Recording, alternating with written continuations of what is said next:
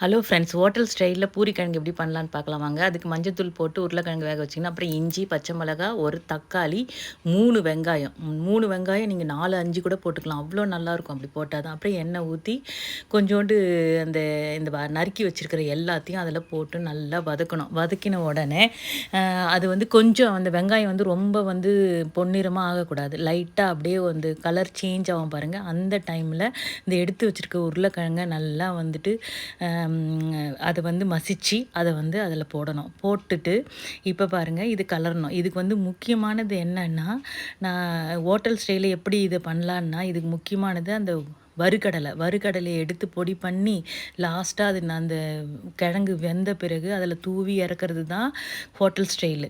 இப்போ அதுக்கு வந்து கொத்தமல்லி தூவி எடுத்துகிட்டு இப்போ அதுக்கு பூரி பண்ணலாம் வாங்க. பூரியை பாருங்கள் எப்படி நல்லா உப்பி வருது பாருங்கள். இப்போ இதை எடுத்து வச்சு இந்த பூரி கிழங்கு சாப்பிட்டா செம்ம டேஸ்ட்டு. பிரேக்ஃபாஸ்ட்டுக்கு